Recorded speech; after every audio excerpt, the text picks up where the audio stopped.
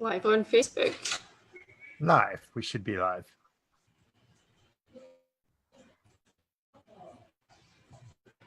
Yep, we are. Cool. We're live. Awesome. Awesome. All right. Let me just do one more thing over here and we're going to be good, man. We're going to be real good. All right. Here. Got that. And then I am going to put that. All right. How you doing, Virginia? Good. I'm good. I love a little bit of technical resistance. There's nothing like it. But it's not quite as good as the resistance that I had earlier on tonight. You're a dog lover? You've got dogs? Oh yeah. Yeah. I got a great dog right down here. Fire. I am a dog lover. Oh wow. Too cute. Well, we brought ours in tonight because they come in at night. So we brought them in. And within about 2 minutes of them coming in, the biggest one decided to vomit all over the floor. So nothing like a bit of resistance at night. Why do you guys do that? Why do you do that? That's a very cute dog. That's a very cute dog. Hyper dog. She's my little girl. Cool. So we decided. Anyway, that was completely by the way. we decided that we were going to create a little bit of a podcast. What we wanted to do was reach out to all of you out there on the Warrior Business Group, because we know that you're struggling with little things like trying to come up with a product idea, little things like trying to come up with the product idea that you're going to be comfortable charging people $3,000 or more for. And we're doing this because we want to help you guys out, right? Yeah. Well, you've got that business idea and all you're thinking about is how you want to share that great business idea with the world. So I was having a chat with somebody today and he was telling me about all these things that he wanted to do, and he wanted to extend it into lifestyle and into sport and into the community. And that's all great, but it's not necessarily great right at the very beginning, because it's so wide that how do you work out where you're supposed to target what you're doing?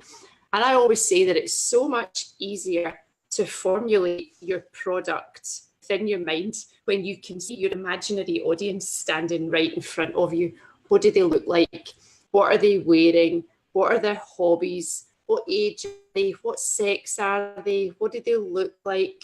All of these things make it so much easier to be able to hone in on what your product should be and how you should go out there and market that product.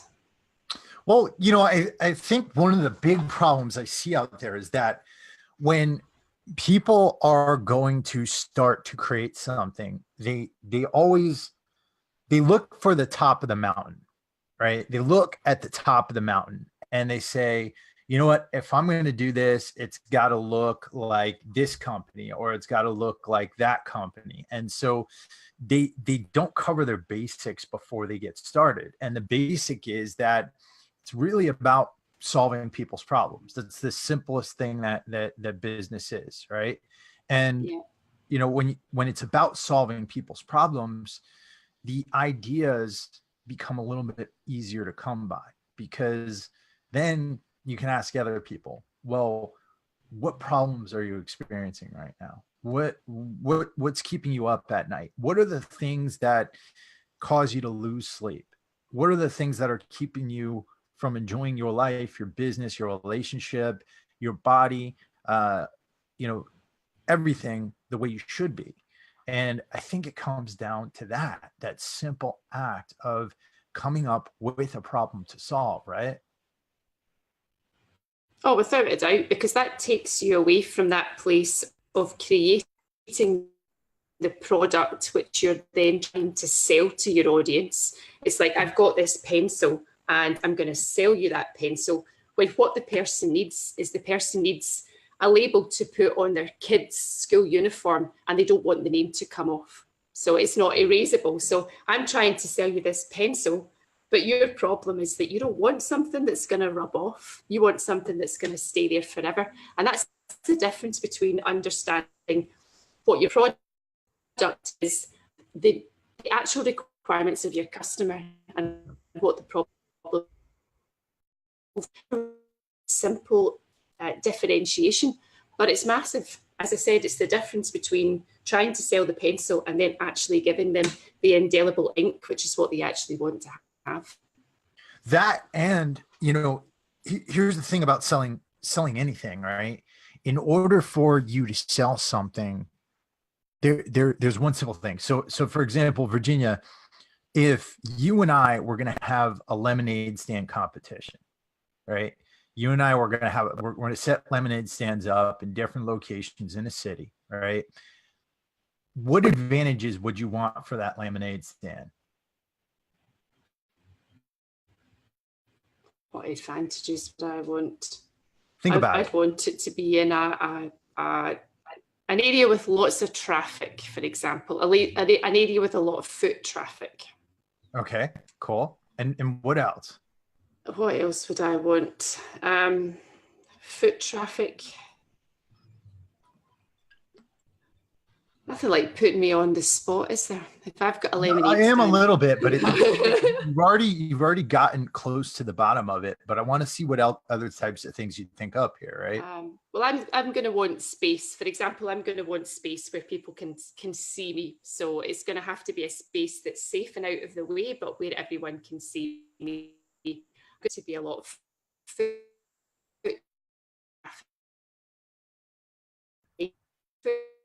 traffic. Want to be in an area where the foot traffic is super busy. Okay. I'm not going to want to be in an area with super busy foot traffic, as in business people who are rushing to work or rushing for the train. I'm maybe going to want school kids or parents. I'm going to want it to be in a time of the day where people are busy but not preoccupied. So I'm thinking about outside of school, for example, near the car park where the parents are all coming in and out. Cool. So we're thinking about that, right? A lot of people, when you ask them this question, they're going to say things like, well, I want special lemons and I want lots of ice and I want, a big sign and I want all these different things, right? There's one ingredient in addition to everything that you just said that would cause your lemonade stand to take off. And it's one very simple thing. And that is a thirsty audience, audience, right? So in addition to having foot traffic, you might want to have foot traffic in a place where there's lots of heat or where people are doing things that are going to make them very thirsty, right? And that's kind of the whole point. When you're putting something out there, you want to create it for an audience that is wanting something. They're hungry, they're thirsty. If you were to create a hot dog stand, right? Some people would say, oh, I want mustard, I want relish, I want to make sure that I have all these different toppings. But there's one thing that's going to make that hot dog stand a success, and that's a hungry audience, people who are absolutely starving at the moment and who are going to want a hot dog. And so when you're thinking about putting your business together, it comes down to that.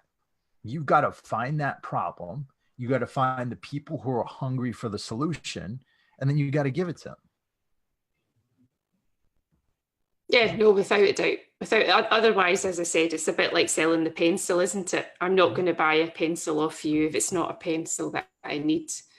So it's not about the product. It's always about the problem that you're trying to solve. And I think if people can get that into their minds, and they can always be asking questions of people round about them. That's the best way to test your product out. Is what is it that what do people want? And that was how I started out with one of my diet products. It's understanding that loads and loads of women out there right before functions are going to want to lose a little bit of weight so that they can feel their absolute best in their party dresses. Yeah, absolutely. It's finding that specific audience. And the best way to put it out there is to put it out there in front of that traffic, is to put something out there. It doesn't have to be super complicated. It doesn't have to be the biggest the most complicated course, the most complicated thing in the world. It just needs to go out there and it needs to solve that specific problem. And it really, really needs to speak to that audience in their language. So when you're running into this issue with people and you're trying to help them to find the product that's going to be right for them to sell, what are some of the biggest obstacles you see out there, Virginia? Biggest obstacles I see, I think people not getting past themselves, to be honest with you. I think people always seem to think within themselves as to what their problem is. And as a business owner, your problem is way, way different to the problem of the audience that you're trying to serve, because your problem is trying to get your business off the ground. Your problem is trying to generate an income for your business. So you're not thinking ahead of that and setting that stuff aside. And I think sometimes it's really difficult to set aside your own business needs and your own desire to make money and your own desire to make your business work, and to set those aside and to focus on something like helping people and what people are looking to achieve. That's one of the biggest problems that I always see, is focusing on yourself and not focusing on your audience. And focusing on yourself, not just in your strengths and in what you need in the moment as far as making sales or making money, but also projecting your insecurities out there, right? Because if the goal is really to solve people's problems, if the goal is really to give them something that that is truly going to change their lives, I mean, we've talked about this during our training. Why are we seeing all of these $24 products out there? Why are we seeing all of these low price products? Because those low price products, they're not really going to help anybody. They're really not.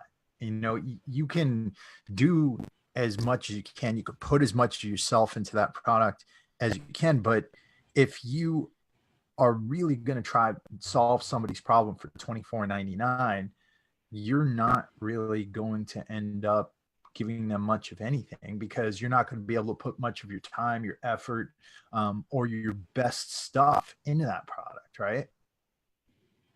There's a little bit of desperation in there as well, because if you're selling at a really low rate, I think we're all conscious of how much we have to generate to be able to generate a decent amount of income. So there's a lot of pressure then on you as a business owner to sell. So you're not able to put your true self into the product that you've got and then be able to take yourself out of the situation and look at it for what it really is. Whereas if you're able to go in there and you're able to speak to people and you're able to take the time, and I mean, you have to trust us whenever we say to you that sometimes it is better just to take that step back and to have faith in yourself rather than going straight in with the low products. Have faith that if you're able to speak to people and you're able to form a bond and a relationship with them and you're able to fully understand their problems, you will resonate with them so much more and they'll resonate with you too. You form a relationship, and then it doesn't so much become a sale as in an exchange. So you're exchanging a solution for their problem, and it's more of a helping situation. So it changes the whole nature of the relationship that you've got with your potential customer, and it takes it away from being one of that hard sell. And it's so much more comfortable to go into these relationships with people in that way than it is to go in feeling like the door-to-door salesman.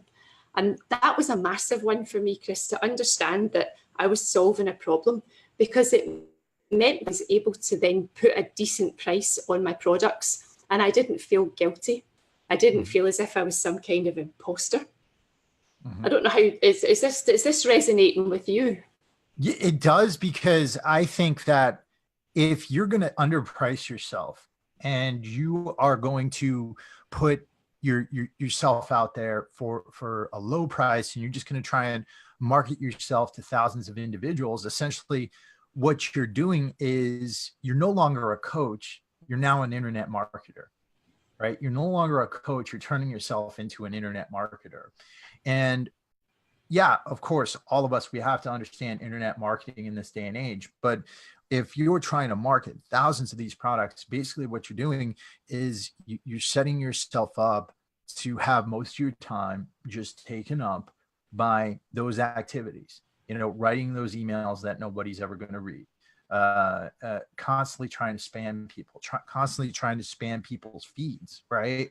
You can spam people's feeds on Instagram, on Facebook, putting out posts about your product and not posts that actually give value to the individual. And we were talking about before, I know you're currently listening to this on audiobook. Yeah. And I'm currently reading it. And, one of the things he says is, what drives us to try to spam our customers or to try to spam our clients? What drives us to really try to do that? What gives us the okay to try to put something out there and force it upon people? Is it just because we're trying to scrape out a living?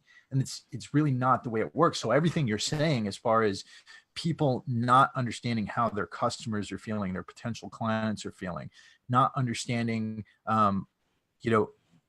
what life is like outside of their own world, that comes about because of that low cost mentality, that $24.99 mentality, in my opinion. Yeah, well, I think that book brings up quite a lot of really valid points, and it shows that to an extent we are going back to where we were before the days of television and computers and the internet. So if you read into the book, it talks about how if we look at our parents, for example, our parents would perhaps have been buying ads and putting ads in newspapers or TV. And if you did something like that, given that there was so few television shows back then, you had a pretty good chance of being able to get in front of your audience. Now, when you're going onto the internet and you're trying to attract people, it's virtually impossible because everyone's on it. No one is being given any time. So we've been forced to go back to the old school ways of making direct contact with people. And I actually think that's a really good way of selling, because it is all about relationship building, and you don't have that same fear of having your double glazing salesman or whoever at the door. You're actually in a position where you're able to build a relationship with people and share your ideas. And I'm much more inclined, I know, as an individual, to listen to people's ideas. I love to hear people's ideas, and I'm always happy to share the problems that I've got. And I'm always quite happy to share potential solutions too. So it's potentially a phenomenal way to build your business. And I take myself back to my legal days and how easy it was then to build a client base from the ground up just by networking and relationship building.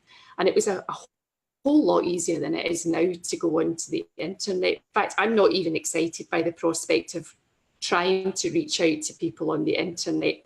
Perhaps some targeted marketing through Facebook ads, but just putting content out there, it's I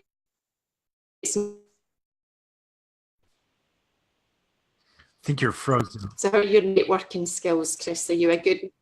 Yeah, you were frozen for a second. Now we're back over here. I almost forgot, because some people are just listening on audio and not on Facebook Live right now. It's called, the book we were talking about is called This Is Marketing by Seth Godin. It's a really great book. I think it's one of the better marketing books of this year. And Virginia, you brought up a really, really good point, and that is that up until, I think, recently, and you got to remember, the internet is kind of a new experiment for people. I think a lot of people were hiding, and they're trying to hide.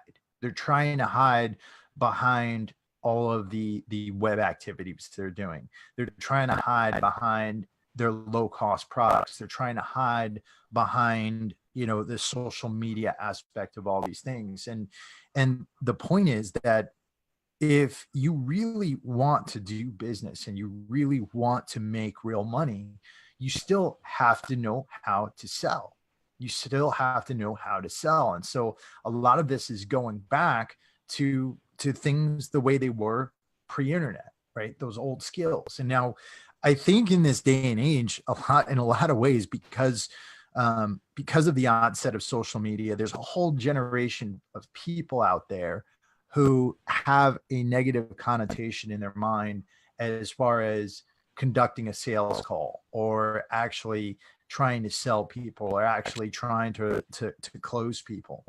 And I think what they forget is that if you have a product that is truly a solution to people's problems, if you have a product that can truly help people to become who they want to become, to learn what they want to learn, then selling is actually a generous act.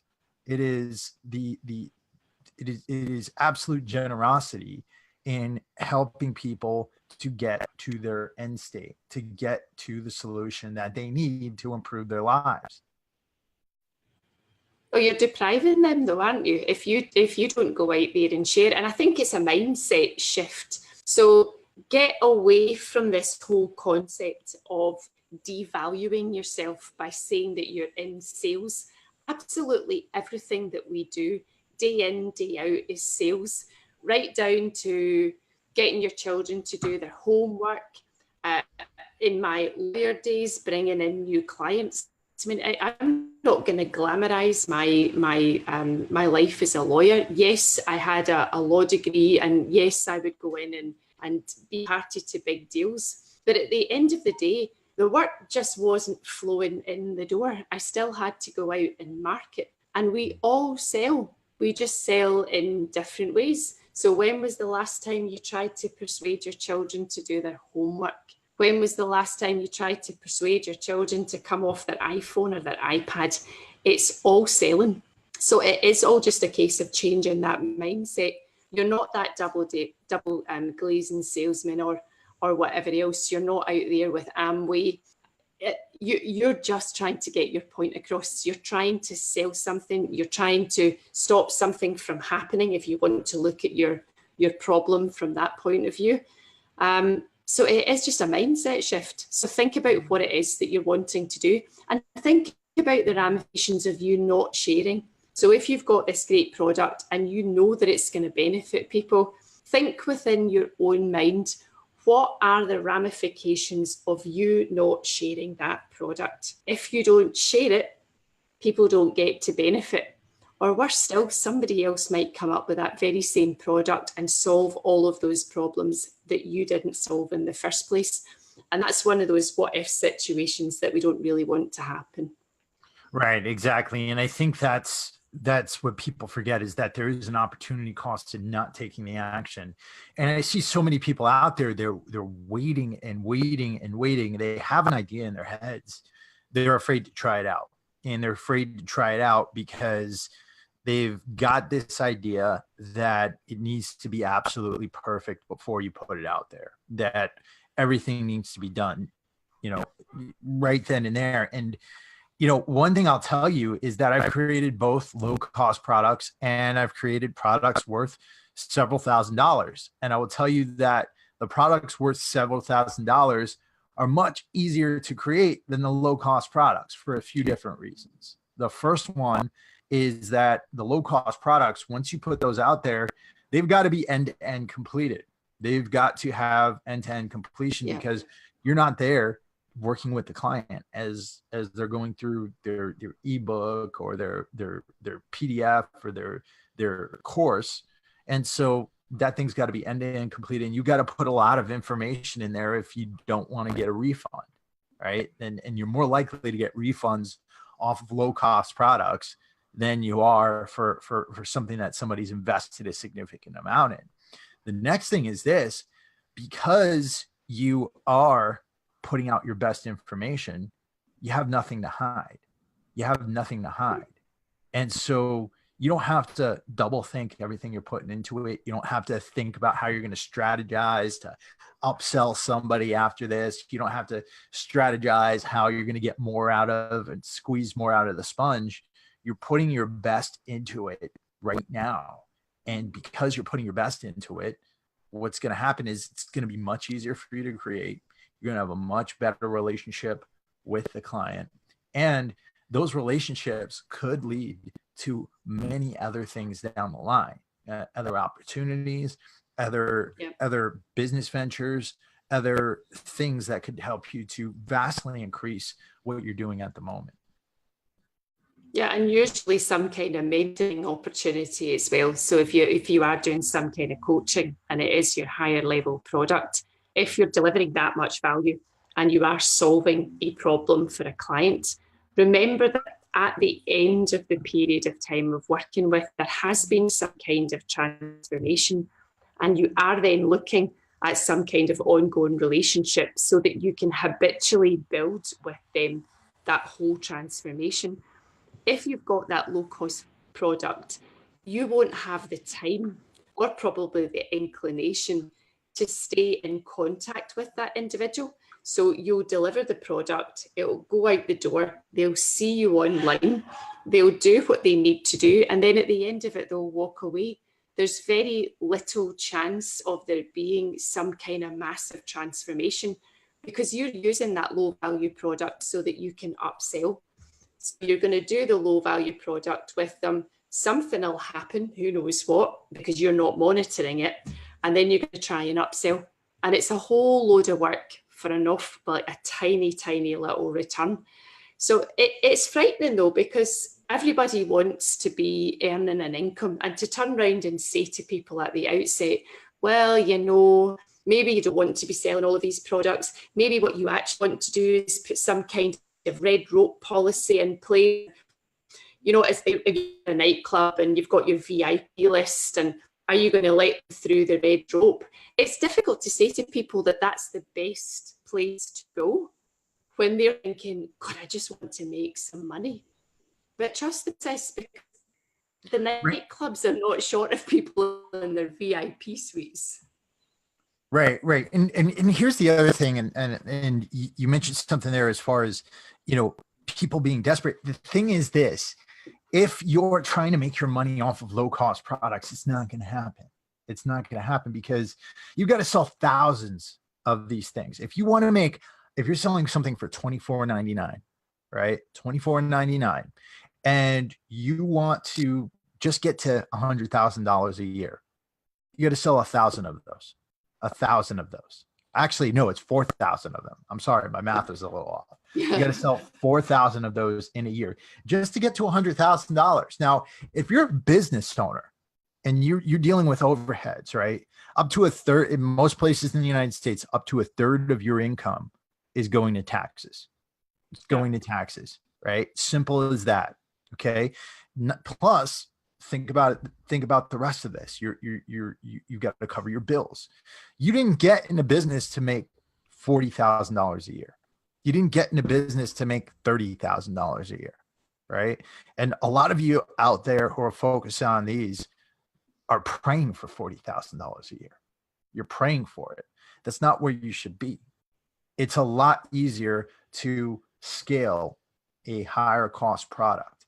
It's a lot easier to do it because you can make as much money in a day selling low cost products, selling selling high cost products, selling 3 high cost products as you could in a year of just selling low cost products. And the problem I'm seeing with people is that they've got this idea of the product ecosystem in their head. Now, I have a lot of respect for Dan Priestley. I've read his books. I think he's a great mind. But I think the idea of starting with a low cost product is backwards. If you're going to try to start a business and you're in a service industry, you need to start by creating your premium product. There's a big reason for that. And Virginia, both you and I are trainers. We've got our fitness backgrounds. Where did you cut your teeth as a trainer? You cut your teeth working with people one-on-one, right? Yep. Right. Yep. And you can't, and I see so many trainers, they just jump from getting their certifications to say, hey, I'm an online fitness celebrity and I want you to buy my ebook right now. And that's the thing. It takes time with people. It takes understanding how people load themselves on different movements. It takes understanding people's habits, all the things that are going to to throw wrenches into their advancement. And if you don't have that experience, you're never going to be able to provide the quality service that you could in order to gain some money. And but it's none of also us, what you get from the conversation. Do you not think that you go in to train these people one-on-one or in group environments, the feedback that you get is quite phenomenal. And it's the feedback that I got from training people in the gym that led me to develop the online products, or a lot of the online products that I ended up developing. It was listening to them. So it's always listening to the problems that people have got as well. right? Exactly. And that's the thing. And a lot of people are saying, oh, well, I just don't have it in me right now to do this. You need to be doing the high cost product at the beginning, because that's how you're going to get your experience. That's how you are going to work with people. That is how you are going to understand people's problems, unlike any other position you could be in, right? That's how you are going to understand your craft. That's how you're going to get better at your craft. That's how you're going to master your craft. You don't master your craft by mass producing it in a cookie cutter formation with a bunch of $24.99 products, right? And you can definitely scale high ticket. You can definitely scale that. There's ways of doing it. It doesn't necessarily just mean you've got to be a one-on-one coach all the time, right? And that's what we teach in Warrior Business Advanced, teaching people how to scale their businesses doing high ticket products. But the biggest element of all of this, I think, is just that lack of confidence that people have. Right? They're afraid to jump in. Yeah, well, I mean, I had that when I started out training. So I'd been lawyering for 22 years. I'd taken a little bit of a gap, and then I had decided that I was going to start training people. Now, when I started training people, I would have been in my early 40s, but I've been training since I was 15 and a half, and I've been training consistently since I was 15 and a half. So I think people just generally knew that I was fit, people from the law firms that I'd been in, etc. I still felt like an imposter. And it took a little bit of time for me to accept the fact that, I'm doing this for a reason. I'm doing this because I've got all of that knowledge behind me. And I know that I've been able to maintain the same dress size since I was about 19 up into my 40s. So it's about getting comfortable with the reason that you're here, getting comfortable with your own why. Why are you doing this? Why are you thinking about creating a business? You're not thinking about creating your own online business just because you flipped a coin. You're thinking about it because you've been thinking about it for some time. Someone has no doubt said to you that you've got this really good idea and you should share it with the world. You've thought that yourself. You've had conversations with other people about the fact that you've got this great idea. And now you're just a little bit lost on where you need to take it next. And a little bit of that is the confidence. But we've got this 21-day challenge coming up. And I'm actually really excited about this because I know a lot of people have these ideas about building their businesses, but they're not quite sure on how they just hone that all in and how they look after their target market, how they look at their niche, and how that all plays out in the big picture. So with the 21-day challenge that we've got coming up, we're going to help you because we're going to help you over that period of time to look at what your target could be, to look at your niche, and to help you build out that business idea. So all of those thoughts that you've got going on inside your head, we're going to help you bring that down into a tangible product, something that you can actually identify and a market that you can identify too. Yeah, I think, and that's one of the things we really wanted to do here, because we started Warrior Business as a group on Facebook last month in November, and in it, I've been watching people's questions, and most of them, they center around, what am I going to offer? What am I going to put out there? And I think a lot of people are getting held up on, what their experiences have been so far in online business and what other people have taught them and all the things that haven't worked. And Whoop, I got a little bit of feedback there. That was my fault. That's okay. That's okay. And I think that what we're really trying to do is we're trying to get you over that, get you to the point where you're going to say, okay, I'm ready to do this. I know I can do this. And you know what? Let's try it out and let's see what happens. And that's really what it's about. Just having the confidence to say, okay, I'm going to try this. I'm going to try this. I'm going to put a curriculum together. I'm going to put my business idea together, and I'm going to go out there and I'm going to help a lot of people. And if you feel like an imposter, then we're here to give you that pat on the back and say, you know, it's okay. We felt like an imposter too. You get through that. That's the thing, because both you and I, we come from military backgrounds, right? And, you know, my first day in boot camp, I was all over the place. I was a young, dumb 19-year-old kid. But what happens? How do you not feel like an imposter anymore? How do you transform yourself from a civilian into a member of the Army or a member of the Marine Corps? You get experience, right? You get experience. And the more experience you have, the more confident you are.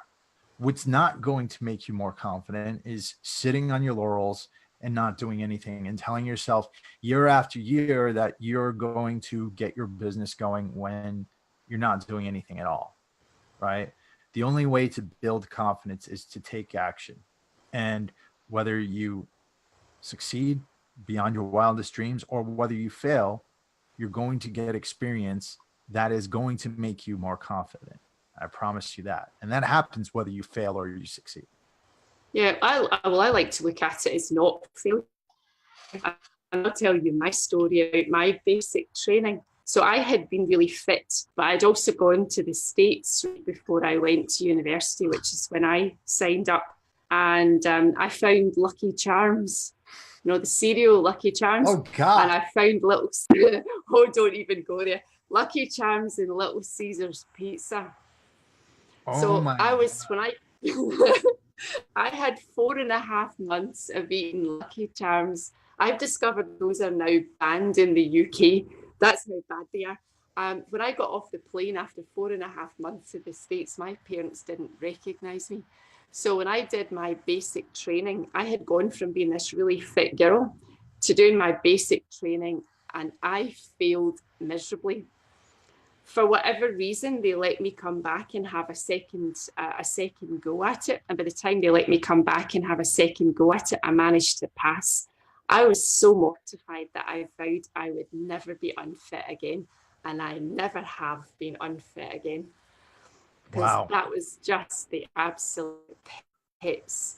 But, you know, if I hadn't gone into that place, I would never have learned the lessons that I had learned.